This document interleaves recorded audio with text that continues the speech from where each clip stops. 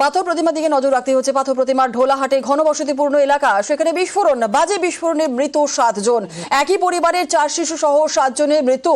দুই দুধের শিশুর মর্মান্তিক মৃত্যু। গতকাল রাত 8:30 নাগাদ বিস্ফোরণ হয়। বাজি বিস্ফোরণে জখম হয়েছেন বেশ কয়েকজন। রাতেই ডায়মন্ড হারবার হাসপাতালে ভর্তি করা হয় আহতদের। পাথর প্রতিমার ঢোলাহাটে চন্দ্রকান্ত বণিকের বাড়িতে বিস্ফোরণ। বাড়িতে বিপুল বাজি মজুদ ছিল এমনটাই জানা যাচ্ছে। বাজি তৈরির সময় হয় বিপর্যয়। দুটি গ্যাস সিলিন্ডার লিক এবং তারপরে আগুন বিস্ফোরণের অভিঘাত এতটাই তীব্রতা ছিল যে আশেপাশের বাড়িগুলো ক্ষতিগ্রস্ত হয়েছে।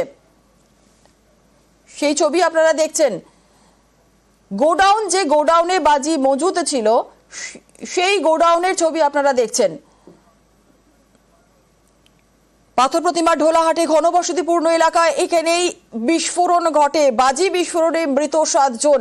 যে ঘরের ছবি আমরা দেখাচ্ছি এইখানেই মজুদ ছিল বাজি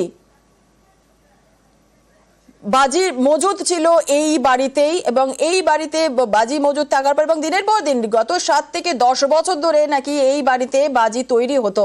সরাসরি দেখতে পাচ্ছেন সেই ছবি, আমাদের প্রতিনিধি সরাসরি সেখানে পৌঁছে গিয়েছেন। ঘরের ভেতরে মজুদ রয়েছে বাজি, একের পর এক বস্তা ভর্তি বাজি মজুদ রয়েছে। পাথর প্রতিমা দোলাহাটে যেখানে বিস্ফোরণের ঘটনা ঘটেছে বাজি তৈরির সময়, এবং সেই একেবারে চন্দ্রকান্ত বণিক তার যে বাজি কারখানা, সেই বাজি কারখানায় রাতেই নিউজ 18 বাংলা এই যে বাজি কারখানা ঠিক বাড়ি থেকে ঠিক ঢিল ছোড়া দূরত্বে একটি বাঁশবাগানের মধ্যে পরপর দুটি বাজি কারখানার ভিতরে একবার ঢুকবো, সেই ছবি দেখানোর চেষ্টা করব। এইভাবেই এখানে প্রচুর পরিমাণ বাজি এখনো পর্যন্ত মজুদ রয়েছে। এইভাবেই বড় বড় সেল থেকে শুরু করে প্রত্যেকটি বাজি মজুদ রাখা হয়েছে, এবং ওপরের দিকে প্রচুর পরিমাণে কিন্তু বাজি তৈরির যে সরঞ্জাম সেই সমস্ত রয়েছে। বেশ কিছু বাজি এখনো পর্যন্ত দেখতে পাওয়া যাচ্ছে যে সেল যে তৈরি করা হচ্ছিল সেখানে বারুদ রাখা ছিল, সেই সমস্ত ছবি একেবারে নিউজ 18 বাংলা রাতেই চন্দ্রকান্ত বণিক তার যে বাজি কারখানা সেখানে হদিস।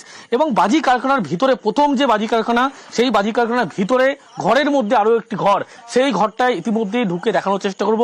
এই যে প্রথম ঘরে ঢুকলাম, ঘরে ঢোকার পরে ভিতরের দিকের অংশে এইভাবেই যদি আমি ঢুকে দেখানোর চেষ্টা করব, প্রচুর পরিমাণে এইভাবেই বাজি তৈরি করা হচ্ছিল। চন্দ্রকান্ত বণিক একেবারে এই বাজির ব্যবসা দীর্ঘ 7 বছর ধরে শুরু করে, 3 বছর ধরে একেবারে রমরমিয়ে বাজির ব্যবসা শুরু করে, এবং এখানকার মানুষের যে একেবারে বারবার অভিযোগ, পরিবারের সদস্যদের কিন্তু অভিযোগ এইভাবে বেআইনি বাজি এইভাবেই তিনি তৈরি করছেন, বারবার পরিবার বাধা দিয়ে তাই নিয়ে গন্ডগোলের সূত্রপাত। যে মারাত্মক পরিবার অভিযোগ করছে পুলিশের বিরুদ্ধে টাকা নিয়েই বাজি তৈরি হতো, বাজি কারখানায় মজুদ করা হতো বলে এমনটাই কিন্তু তারা দাবি জানাচ্ছে। এবং এই যে পরপর যে বস্তাগুলো দেখাচ্ছি বাজি কারখানার ভিতরের ঘর, অন্দরের ঘরের ভিতরে কিন্তু এইভাবেই বাজি যে তৈরি করা হতো সেগুলো কিন্তু স্পষ্ট। এই যে বাজির বারুদ, পরপর বাজির যে বারুদ বস্তায় ভরা বড় বড় বাজি, এখনো পর্যন্ত এই বাজি আরো ক্যামেরা সিংকে একবার দেখাতে বলবো ছবিটা। এই বাজির বারুদ কিন্তু এইভাবেই মজুদ করা রয়েছে। এইভাবেই বাড়ির ঠিক কাছেই বাঁশবাগানের ঝোপের মধ্যে এইভাবে বাজির কারখানা, পরপর দুটি বাজির কারখানা একেবারে হদিস মিলল। রাতেই নিউজ 18 বাংলায় সেই বাজির কারখানা চন্দ্রকান্ত বণিক, যার বাজির কারখানায় বিস্ফোরণের ঘটনা, আগুন লাগার মতো ঘটনা ঘটেছে, সেই বাজি কারখানায় নিউজ 18 বাংলা এই প্রথম যে বাজি কারখানা, যেখানে মূলত এই ছবিটা যেমন দেখালাম, পাশেই আমি দেখানোর চেষ্টা করব আরো একটি কিন্তু একেবারে বাজি কারখানা, সেখানে কিন্তু সেই ছবিটাও দেখাতে বলবো। ঘরের মধ্যে ঘর, সেখানে কিন্তু এইভাবেই বাজি সাজানো রয়েছে, বাজি যেখানে ছিল সেগুলো কিন্তু আরো স্পষ্ট হচ্ছে। এবং প্রথম যে বাজি কারখানা, যে বাঁশবাগানের ভিতরে এই যে গোটা যে এলাকাটাকে দেখানোর চেষ্টা করব। এই যে পুরো একদম অন্ধকার একটি এলাকা, সেখানেই সেই বাড়ির কাছে অন্ধকার বাঁশবাগানের কাছে মূলত এইভাবেই দুটি বাজির পরপর কারখানা রয়েছে চন্দ্রকান্ত বণিকের। এবং প্রথম বাজি কারখানার পরে দ্বিতীয় যে বাজি কারখানায় ঢুকবো, সেখানেও কিন্তু যে বাজি যে তৈরি করা ছিল, বারুদের গন্ধ থেকে শুরু করে বারুদ রয়েছে মজুদ করা, এই প্রত্যেকটি জিনিস কিন্তু একেবারে নিউজ 18 বাংলার দর্শকদের জন্য দেখাবো যে রাতেই নিউজ 18 বাংলা একেবারে চন্দ্রকান্ত বণিকের বাজি কারখানায় যেভাবে বাজি তৈরি করা হতো, এই যে বারুদ এখনো পর্যন্ত প্রচুর পরিমাণে এখানে কিন্তু মজুদ করা রয়েছে ঘরের মধ্যে। শুধু তাই নয়, এই প্রত্যেকটি জায়গা কিন্তু একেবারে এখানেই চন্দ্রকান্ত বণিক তিনি বাজি তৈরি করাতেন। এই কারখানায় একাধিক শ্রমিক কাজ করত, এবং ছোট্ট যে চিলেকোঠার ঘর, এই ঘর যেমন রয়েছে, পাশেই একটি বড় ঘর, সেখানে কিন্তু এইভাবেই বাজি তৈরি করা হতো। পরিবার বারবার অভিযোগ করছে দীর্ঘ 7 বছর ধরে কিন্তু একেবারে এই চন্দ্রকান্ত বণিক এই বাজির ব্যবসা, কিন্তু 3 বছর ধরে এই বাজির রমরমিয়ে সমস্ত কিন্তু কাজবাজ ছেড়ে শুধুমাত্র বাজির ব্যবসা করতেন। পুলিশের বিরুদ্ধে অভিযোগ, পুলিশ সবটাই জানতো, তারা টাকা নিয়ে যেত এবং রাতেই দেখা গেল নিউজ 18 বাংলার ক্যামেরায় এই চন্দ্রকান্ত বণিকের বাজির কারখানার পরপর দুটি বাজির কারখানা হদিস।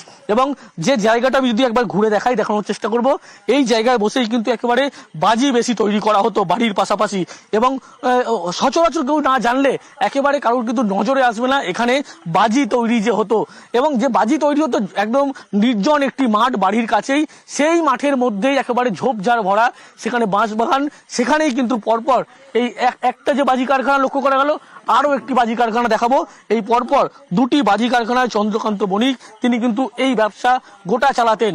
এবং পরবর্তী ক্ষেত্রে লক্ষ্য করা গেল যে বিস্ফোরণের ঘটনার পরেই একেবারে সামনে আসছে, আর যেখানে কিন্তু পুলিশের ভূমিকা থেকে শুরু করে প্রত্যেকটা নিয়ে প্রশ্ন উঠছে। ক্যামেরায় মনোজ কুমার সঙ্গে অনুপ চক্রবর্তী।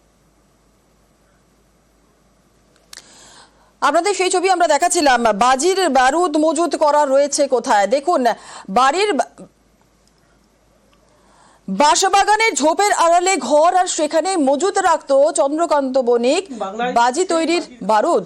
দেখছেন সেই ছবি নিউজ 18 বাংলার এক্সক্লুসিভ সেই ছবি আমরা দেখাচ্ছি আপনাদেরকে। অন্ধকার বাঁশবাগানের আড়ালে সেখানে চন্দ্রকান্ত বণিকের বাজি কারখানা, আর চিলেকোঠার ঘর, সেই চিলেকোঠার ঘরের ভেতরেই মজুত থাকতো একাধিক বাজি তৈরির বারুদ। দেখছেন সেই ছবি।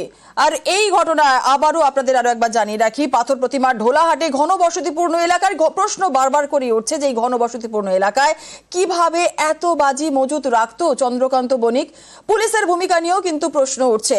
বাজি বিস্ফোরণে মৃত 7, আপনাদের জানিয়ে রাখি একই পরিবারের 4 শিশু সহ 7 জনের মৃত।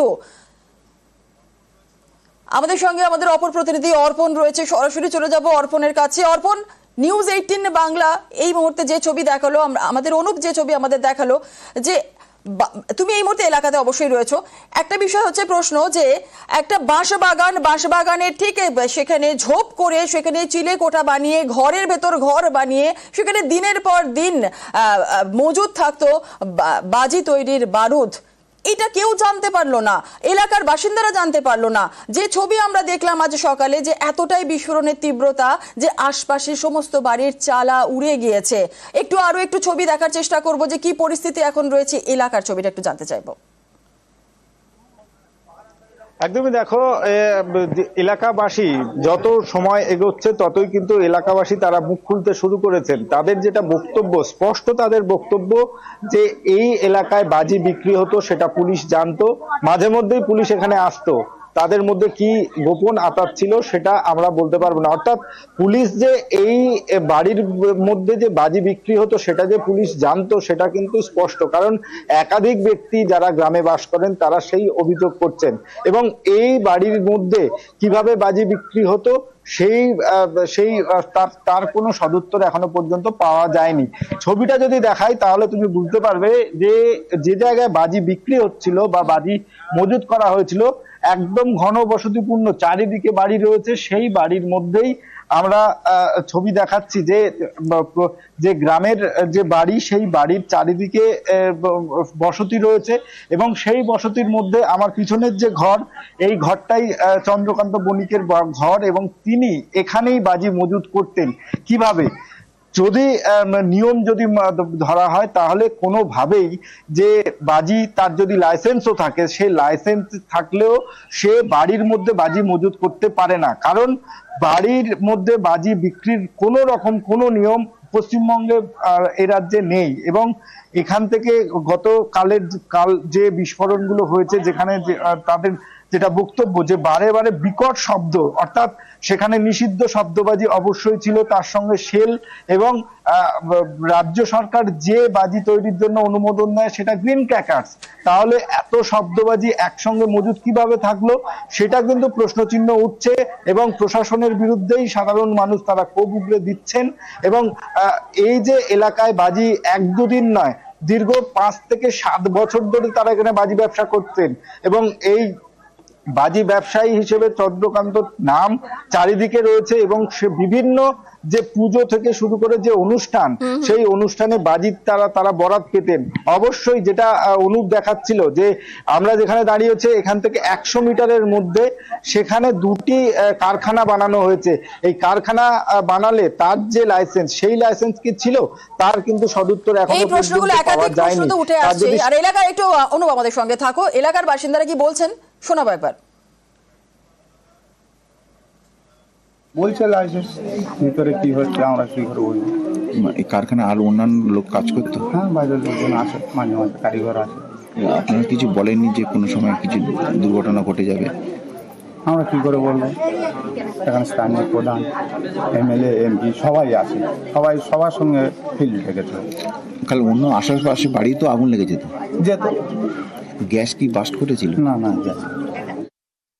আবারও চলে যাবো অর্পণের কাছে। অর্পণ, স্থানীয় বাসিন্দারা তারা বলছেন যে তারা জানতেনই না এখানে বাজি মজুদ থাকতো, বাজি কারখানা রয়েছে, তারা কিন্তু জানতেনই না, এমনটাই তারা বলছেন। অথচ দিনের পর দিন, বছরের পর বছর এই বাড়িতে নিষিদ্ধ বাজি, তুমি যেমনটা বলছিলে, নিষিদ্ধ বাজি, বাজি তৈরির যে বারুদ, সমস্ত কিছু মজুদ থাকতো, বস্তা বস্তা মজুদ। আমাদের অনুপ সেই ছবি দেখাচ্ছিল, বস্তা বস্তা বাজি তৈরির বারুদ মজুদ ছিল, এখনো সেই ছবি আমরা দেখছিলাম। কেউ কি জানতো না? প্রশাসনও কি এই বিষয়টা জানতো না? এখানেই প্রশ্ন, যেখানে 7 বছর ধরে ব্যবসা করছেন সেখানে এলাকার মানুষজন, স্থানীয় প্রশাসন তারা জানতেন না? যারা গ্রামের মানুষ রয়েছেন অনেকে, তাদের সঙ্গে কথা বলবো। আপনার বাড়ি কোথায়? বাড়ি দূরে বাবু। এখানে বাজি বিক্রি হতো, আপনারা জানতেন? হ্যাঁ, হ্যাঁ, বাজি বিক্রি এখানে হতো। কতদিন ধরে বাজি বিক্রি হতো? হ্যাঁ, 6-7 বছর এরকম হবে। পুলিশ আসে না? হ্যাঁ, পুলিশ এসে লাইসেন্স করে দিয়েছিল, মাঝে মাঝে মাঝখানে গোডাউন করেছে, আমরা তখন দেখেছি বা ছিলাম, তখন গোডাউন করে পুলিশ এসেছিল, অনেক পুলিশ এসেছিল লাইসেন্স করার জন্য। এখানে বাড়ির মধ্যেই বাজি বিক্রি হতো? হ্যাঁ, বাড়ির মধ্যে মানে বাজি বিক্রি হতো। এখানে আশেপাশের লোকেরাও এখানে মানে বাজি নিয়ে বাড়িতে কাজও করতো। মানে ইনি বাজি তৈরি করাতেন? হ্যাঁ, তৈরি করাতেন। কত লোক কাজ করতো এখানে? আশেপাশে কিছু জন কাজ করতো। হ্যাঁ, 8-10 জন। 8-10 জন কাজ করতো। হ্যাঁ, আচ্ছা, এখানে আপনারা বারণ করেননি বাড়ির? আমরা এখানকার লোক না তো। আচ্ছা, এই বাজি এখান থেকে কিনে নিয়ে যেতেন? হ্যাঁ, বাজি এখান থেকে কেনা হতো, এখানটা সব নিয়ে আতো, সবকিছু এখানটা হতো। পুলিশ কি জানতো না? পুলিশের লাইসেন্স করা তো, ঢোলা থানার লাইসেন্স করা আছে।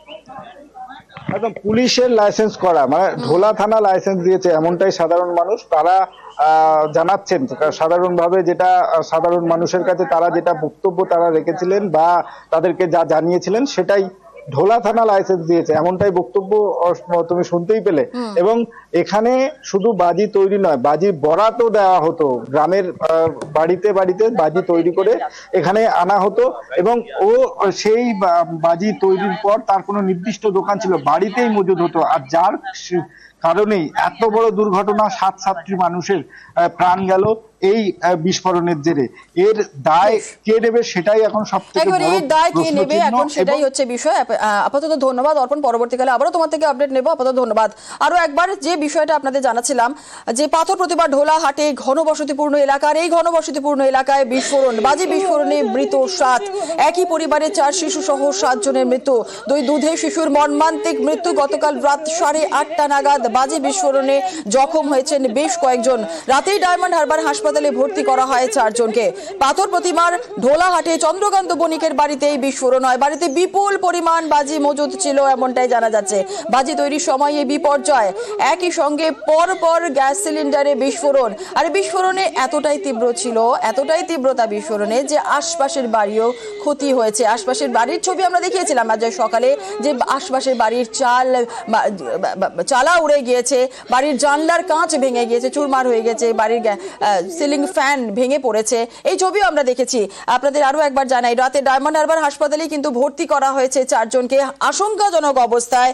সুতাপা বণিক, তাকে গুরুতর অবস্থায় তাকে গতকালই নিয়ে যাওয়া হয় ডায়মন্ড হারবার হাসপাতালে, কিন্তু আরো অবস্থা অবনতি হচ্ছে, সেই কারণেই তাকে কলকাতা এসএসকেএমে স্থানান্তরিত করা হচ্ছে এমনটাই জানা গেছে। এবং ইতিমধ্যেই ঘটনাস্থলে পরিদর্শনের জন্য আর কিছুক্ষণের মধ্যে ফরেনসিক টিম তারা আসবে এবং উচ্চপদস্থ আধিকারিকরা তারা রয়েছে। লাইসেন্স ছিল না এমনটাও কেউ কেউ বলছেন যে এই বাজি তৈরির কারখানায় কোনো লাইসেন্স ছিল না, কিন্তু আজ সকালে আবার কেউ কেউ বলছেন যে লাইসেন্স, পুলিশ এসে লাইসেন্স দিয়েছিল।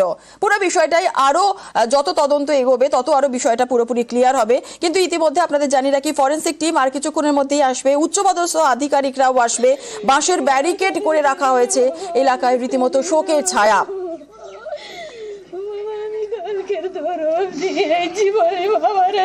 শোকস্তব্ধ এলাকার বাসিন্দারা।